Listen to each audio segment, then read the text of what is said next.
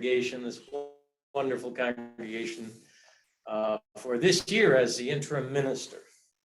And in this time we've been together, I've been slowly doing what I call practical theology, unpacking for you the various concepts of faith development, religious commitment. Last week, I addressed the first principle of Unitarian Universalism without even naming it. That we affirm and promote the respect and the inherent worth of everyone. And I said then, and I'll say again today, you are awesome. So believe in yourself. Today I want to talk about the fourth principle of acceptance of one another. I said to my wife, Jeannie, I don't know as I can preach standing up. I've been doing it sitting down for so long, and I'm not so sure I know how to preach to a congregation. Some years ago, I was preaching for the Palm Beach congregation, and I complained to her that preaching to a screen just doesn't cut it for me. And I came out getting ready for the service, and there sitting on a chair in front of me were two cardboard cutouts with one of her shirts, one of my shirts on it. And I had fun teasing people thereafter. I said, I could never get that guy to smile. Anyway, one of the first weddings I ever did as a young minister was for a childhood friend, Joanne. That was 49 years ago. Joanne and Jer are still happily married and now grandparents. I guess I tied that knot rather well.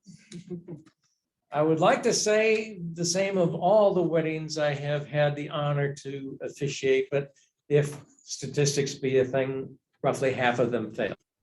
The average tenure of marriage in the United States is about 8 years, and the odds are good, 1 out of 2, you will not succeed beyond 8 years. That's a hard reality about commitments. And today on this sentimental weekend of, I almost said on Valentine's, not soup, whatever that thing. On this sentimental weekend, many of us are like Charlie Brown, going to the mailbox, just hoping and praying there'll be a little card from the little redhead girl or boy, as the case may be. We all want to be wanted by those whom we want. When young couples would come to me to do their weddings, I said, I'm giving you the instruction to write your own vows. You do not need my permission to do so. Indeed, I expect you to.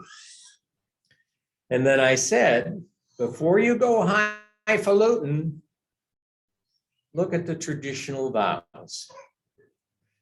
What do they say? They say that people pledge to one another to have and to hold from this day forward, for better, for worse, for richer, for poorer, in sickness and health, to love and to cherish so long as we both shall live. There's no end date on there other than so long as we both shall live. There's no conditions, and I say, you'll notice they take the whole gamut of life and say marriage takes place in there. So expect your relationship to have and to hold, to have some better and have some worse, and to continue holding on to one another for all your days. That's what I want your vows to suggest. The thing to note about any wedding vow is it's non-contingent. There are no it depends clauses. It's for all aspects of life, the good and the not so good. There's no termination date, as I noted. Now, this congregation approaches this week coming its 30th anniversary, and we could ask the same question. Did you covenant 30 years ago to have and to hold, for better, for worse, for richer, for poor, so long as you shall continue to live? I believe you have. Next week, we'll celebrate that commitment. But today, I'd like you to think about it. What is the basis for the ongoing faith of this community? Our fourth principle says we come together to affirm, to promote acceptance of one another, and to encourage spiritual growth. Well, what we're saying there is belonging to a church is in the middle of all of life, the good and the not so good. And we are struggling sometimes to grow. I remind you of a quote I shared with you from May Sarden, the poet, Unitarian poet. We are difficult to live with when we are in a state of growth. Will we hang together and hold on to one another when it's not so easy to do? It's easy to do when we fall in love and we're all starry-eyed, but can we do it in sober reality of having to pay bills, clean up messes, deal with the irritations of our partner? I said to Jeannie the other day, you drive me nuts. Of course, I know I drive you nuts too. It's hard to have and to hold. Yes, we say all are welcome here. There is no test to pass, no dues to pay.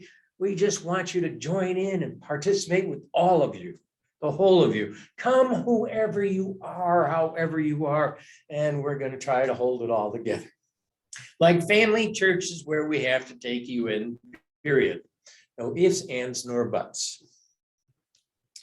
This is the essence of a beloved community. Everyone matters who comes into our care.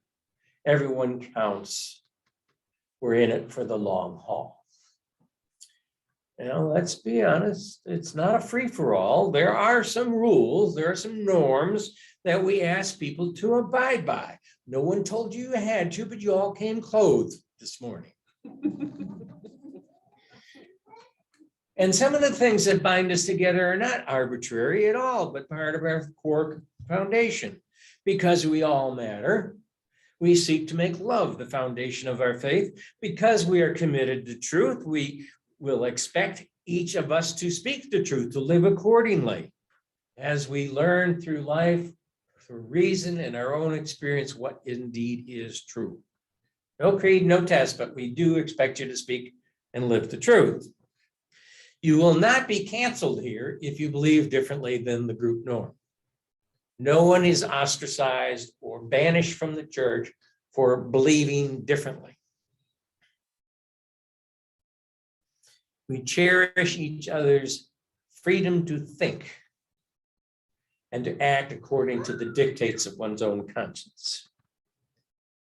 We choose to keep accepting one another, hoping to grow together, to keep taking in, to have little Mason over here, along with an old guy like me. This is what it means to strive to be a beloved community. We take each other in, we accept one another, and encourage each other to grow. That's a tall order. Sometimes we do it well, and sometimes not so well. Church schisms are as famous as divorces. So we must add to our covenant, our sense of belonging, forgiveness and reconciliation. I will mess up. You will mess up. Oh, we'll shine lots of the time, but when we don't, we need to be held, called back into community, and still be reassured that we are not being thrown away. This isn't new to us. Governor Winthrop said of the Pilgrims in 1630, we must be willing to abridge ourselves of our superfluities. Isn't that a lovely word? Superfluities, meaning self-indulgences. For the supply of others' necessities, we must uphold a familiar commerce together in all meekness, gentleness, patience, and liberality. We must delight in each other, make each other's conditions our own. Rejoice together, mourn together, labor and suffer together, always having before our eyes our commission and community in the work, our community as members of the same body. So shall we keep the unity of the Spirit in the bond of peace. And notice that last phrase, in the bond of peace, not in the bond of words or institutional rules, but in the bond of living together peacefully. This is our heritage. This is our hope, to have and to hold so long as all of us shall choose to be together, for better, for worse. Now, think for a moment of other commitments you've freely made over the years. Did you ever do a pinky swear with a best friend? Did you ever share blood, become blood brothers or sisters? Do you have a BFF? Come on, fess up. Or two or three. Have you ever nervously, perhaps, but joyfully pledged your troth to another human being to have and to hold? Many of you have. How did that change you? How did that make you a better person for having done so? How did it fulfill your sense of what it means to be alive, your own worth, your own sense of belonging? The idea of covenant is not new. It has a long, proud history in religious history. Notably in the book of Hosea, the Hebrew Bible. Book of Hosea, he's the first of the 12 minor prophets and dates from the 8th century before the Common Era. And Hosea is a wise, loving man who is married, betrothed to a temple prostitute. His wife, Gomer, made unfaithfulness a way of life. And Hosea never got rid of her. It's an allegory for God's unyielding promise to love us regardless. God's promise is unyielding, uncompromising, unconditional. No matter if you break your vow 1,000 times and blaspheme like crazy, God will still love you. And that's what I think the Universalists were calling us to try to do as best we can. It recognizes that we frail human beings have a hard time living up to our ideals and our commitments. The book of Hosea is worth your read if you want to do something this afternoon besides stare at a football game. And yes, remember this, though you have broken your vow 1,000 times, or your partner has broken the vow 1,000 times, come yet again, let us have and hold. Covenant is never easy, but when you declare to have and hold, you are saying, I want us to be together, period. I want our relationship to work, period. And the reason wedding couples are nervous is because they know it's not going to be easy, however starry-eyed with romance they may be at the time. Sober reality sometimes washes over you. Your partner becomes ill, requiring your attention and your fatigue, perhaps for years. Your partner changes and behaves in ways that you are not even sure it's the same person you married or chose to be a friend. There are diseases of the soul which wound to the core: dishonesty, drug addiction, sloth. Oh, any of the 7 deadly sins could fit there. One or both of you could get into bad habits of being spiteful. Now, Mary, I told you if Mason fussed up, you would just let me speak louder, okay? So wonderful to have a baby with us.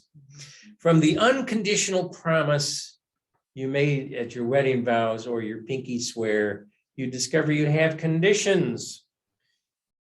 You lament how unfair your partner is.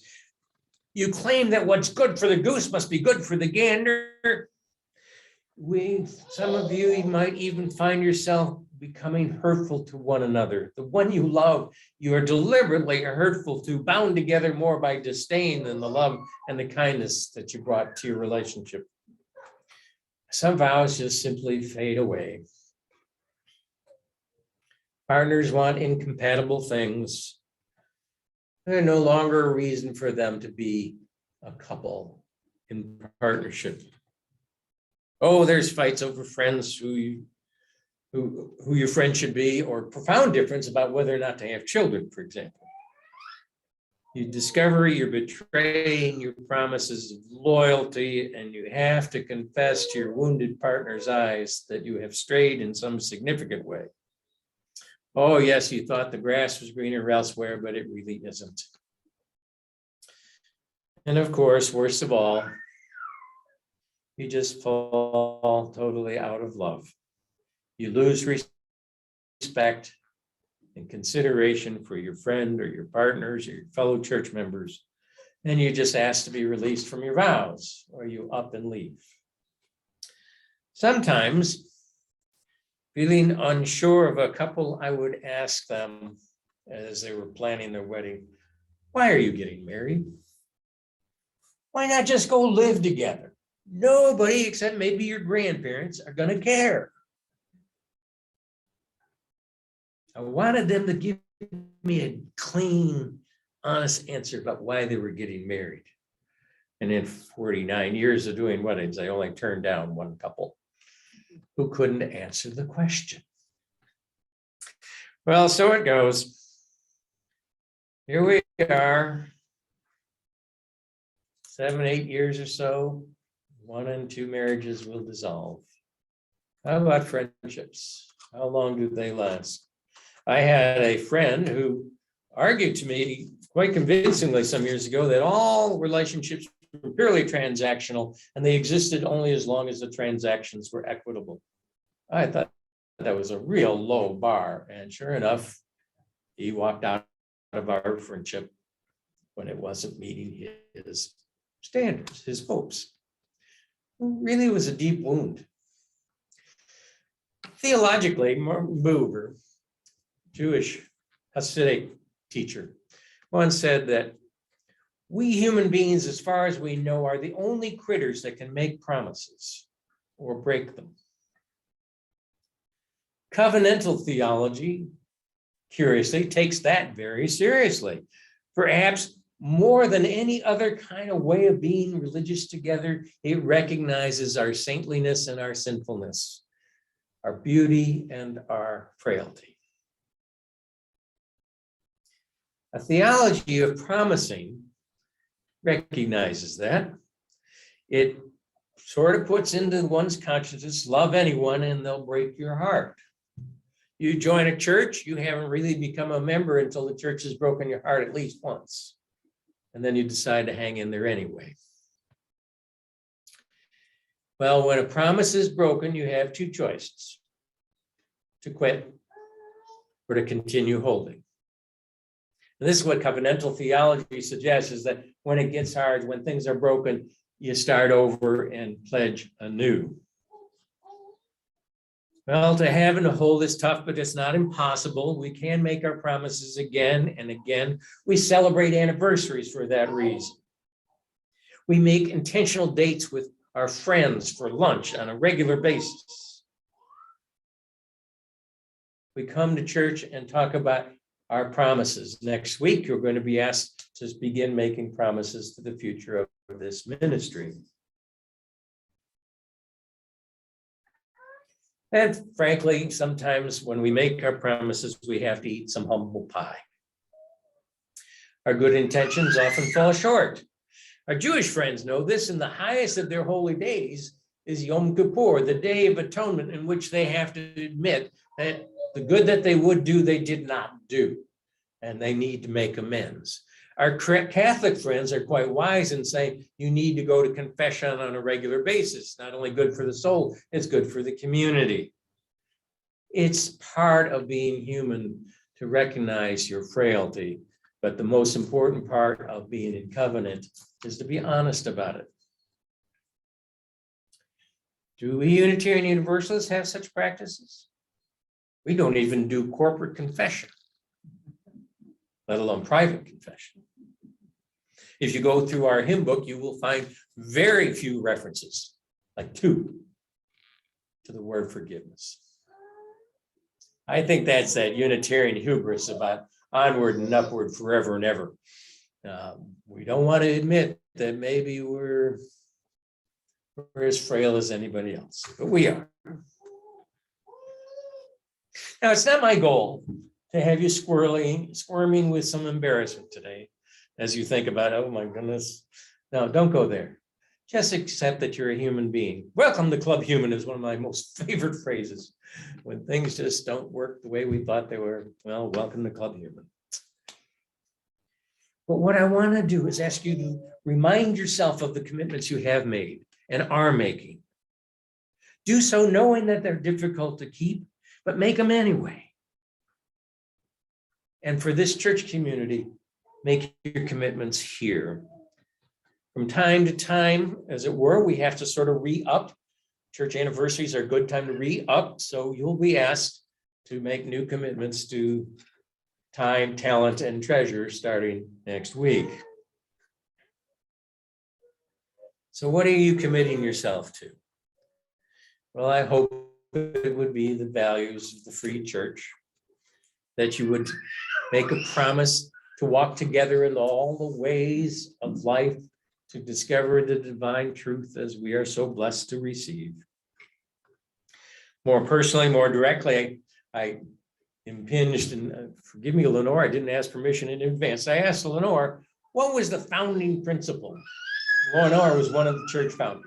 Why did this church get started in the first place? What was the promise it hoped to fulfill? And she said in a note to me, what has been this congregation's North Star? What has been its guiding principle? Striving for peace and justice seemed to me to be that the value that motivates us now. In the beginning, we were more concerned about creating space for ourselves. And over the years, we have grown more concerned about providing safe place for others. Thank you for that.